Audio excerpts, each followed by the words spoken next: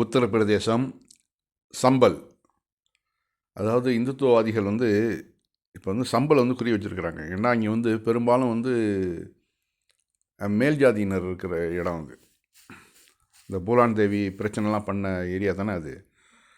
அதனால் அந்த ஏரியாக்களில் முஸ்லீம்கள் இருக்க விடக்கூடாது, காலி பண்ண வைக்கணும் எல்லாரையும் அப்படிங்கிற ஒரு ஐடியா. அதான் பாருங்கள், சம்பலில் உள்ள மசூதிக்கு அருகில் உள்ள சட்டவிரோத ஆக்கிரமிப்புகளை ஆற்ற 24 மணி நேரம் கெடு விதிக்கப்பட்டுள்ளது. சட்டவிரோத கட்டடமாக, அதாவது கிட்டத்தட்ட 20 வருஷம் 30 வருஷம் 40 வருஷம் அங்கே பில்டிங்கை கட்டி அங்கே பிஸ்னஸ் பண்ணிகிட்டு இருக்கிற முஸ்லீம்கள்கிட்ட மிரட்டல். சம்பலில் உள்ள மசூதிக்கு அருகில் உள்ள 12 சட்டவிரோத கடைகள் புல்டோசர் செய்யப்படும். அரசு நிலத்தில் கடைகள் கட்டப்பட்டிருந்தாலும் மசூதி கமிட்டியின் அவர்களிடம் வாடகை வசூலித்து வந்தனர். கடைக்காரர்கள் தாங்களாகவே முன் இடிக்க வேண்டும், இல்லையெனில் காவல்துறை நடவடிக்கை எடுக்கும் அப்படின்னு மிரட்டிட்டு போயிருக்கிறாங்க. இந்த அம்மா ஆட்சி அதிகாரம் கைக்கு வந்தால் அது எந்த அளவு அது ஒரு நீட்சியை கொண்டு வரும் அப்படிங்கிறதுக்கு இதெல்லாம் ஒரு உதாரணம். அது பாருங்கள், அந்த வயசானவர் ரொம்ப பரிதாபமாக, இல்லை இது இத்தனை வருஷமாக பல வருஷமாக நாங்கள் வாடகை கொடுத்துட்ருக்குறோம், வாடகை ரசீது இருக்குது, இதுக்கான ஆவணங்கள் எல்லாம் எங்கள்கிட்ட இருக்குது, அதெல்லாம் கிடையாது, இது அரசு நிலம். இன்னும் பார்க்க போனால் அது வக்பு நிலமாகவே இருக்கலாம், பள்ளிவாசலை சுற்றி இருக்கிறதுனால. அதனால் இந்த ஏற்கனவே அவன் ஒரு பில்டிங்கை கட்டி இத்தனை வருஷம் பில்டிங்கு வச்சு வியாபாரம் பண்ணிகிட்ருக்கிற ஒரு ஆளை கிட்டத்தட்ட 12 கடை, 1 2 இல்லை 12 கடைகள். அப்போ அந்த ஏரியாவே காலியாகிடும்.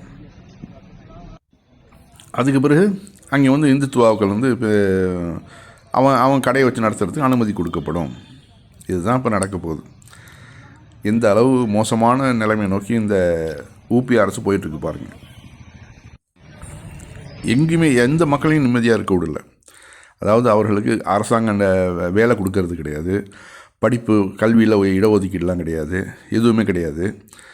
சரி, நாங்களாக தொழில் வச்சு நாங்களாக பொழைச்சிக்கிறோம் அப்படின்னு சொல்லிட்டு அவனாக கையை ஊண்டி காலை ஊண்டி முன்னுக்கு வந்துக்கிட்டு இருந்தாக்க அது அவனுக்கு பிடிக்கல பாருங்கள். அங்கே பிரச்சனை பண்ணி அந்த அரசு அதிகாரி மிரட்டிட்டு போயிருக்கிறாங்க.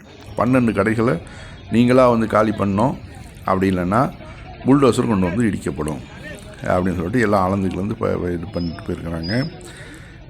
இத்தனை வருஷம் அதுக்கு அனுமதி கொடுத்தது யார்? இத்தனை வருஷமாக கவர்மெண்டோடைய ப்ராப்பர்ட்டியாக தானே வரி வசூலித்தது எல்லாமே நடந்துகிட்டு இருக்குது. இப்போ திடீர்னு அவங்க ஒரு ஞானோதயம் வந்திருக்குது.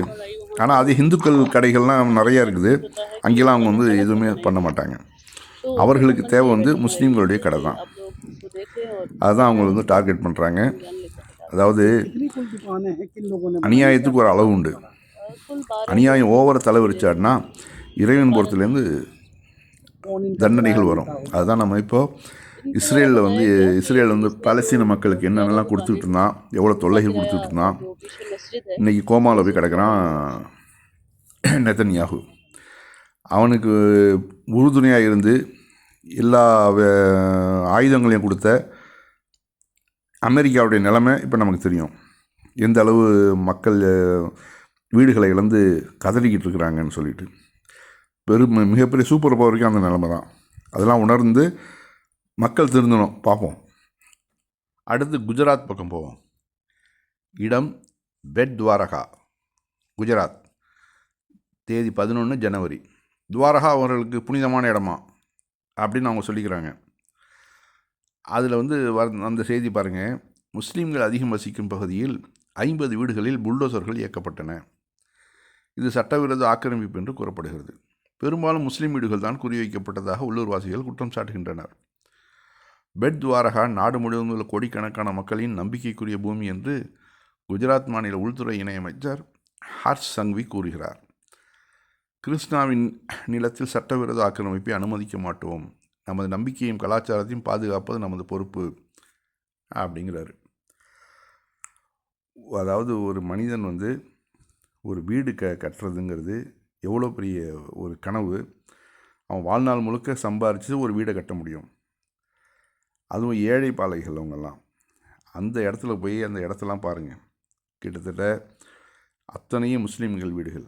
பக்கத்துலேயே இந்துக்கள் வீடுகளும் இருந்திருக்கு. ஆனால் இந்துக்கள் வீடுகளில் புல்டோசர் போகலை.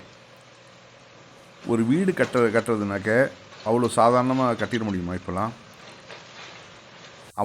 கவர்மெண்ட் அனுமதி கொடுக்கணும், பத்திரப்பதிவு நடக்கணும். இத்தனையும் நடந்தால் தானே ஒரு வீடு அங்கே நிர்மாணிக்கப்படுது. அப்போ இவர்கள் என்ன ஐடியாவில் இந்த மாதிரி பண்ணுறாங்கன்னு தெரியல. அந்த மக்களுடைய வீடுகள்லாம் பாருங்கள், கிட்டத்தட்ட எவ்வளோ அவன் மனசு வெதும்பி போய் நிற்பான். இப்போது வீடு இல்லைன்னா இப்போ அவன் எங்கே போய் நிற்பான்? இப்போது வீடு இல்லாதவங்க பாருங்கள், அந்த ஏரியா ஃபுல்லாகவே எல்லாம் முஸ்லீம்கள் வீடுகள் தான். ஒரு கிராமத்தையே துவம்சம் பண்ணுறாங்க. ஆட்சி அதிகாரம் கையில் இருக்குங்கிறதுக்காக எது வேணாலும் பண்ணலாமா? இதை பாருங்கள். இப்போ அந்த மக்கள்லாம் எங்கே போய் நிற்பாங்க? அந்த மக்களுடைய எதிர்காலம் என்ன? இப்போது ஏற்கனவே வேலை வாய்ப்பு கிடையாது. இப்போ இவன்லாம் கடைசியில் ஒன்றுமே இல்லாமல் போச்சு அப்படின்னு சொல்லிட்டு அரசாங்கத்தின் மேலே ஒரு கோபத்தை அவனுக்கு உண்டு பண்ணாக்க அவனாம் தீவிரவாதியாக மாறுறதுக்கு வாய்ப்புகள் இருக்குதா இல்லையா? இதையும் இந்த அரசுகள்லாம் உணர மாட்டேங்குது. மக்களை தூண்டி விட்டு அவர்களை தீவிரவாதிகளை மாற்றுறது தான் இவருடைய கனவா? இந்த நாடு அமைதியாக இருக்கணும்னு அவர்கள் விரும்பலைன்னு நினைக்கிறேன். ஒரு மனிதனை எந்த அளவு சோகப்படுத்தணுமோ அந்த அளவு சோகப்படுத்திகிட்டு இருக்கிறாங்க. புல்டோசர் விட்டு இடிக்கக்கூடாதுன்னு கோர்ட்டு அனுமதி அதாவது தடை பண்ணியிருக்குது. ஆனாலும் கோர்ட்டுடைய வாக்கியங்கள்லாம் இவர்களுக்கு காதிலே ஏறாது. ஏன்னா எல்லா இடத்துலையுமே சங்கிகள் இருக்கிறதுனால கோர்ட்டாவது அப்படின்னு நம்ம ராஜாவே சொல்லியிருக்கிறாப்புல, அந்த நிலைமையில் தான் நாட்டுடைய ஆட்சி இருக்குது.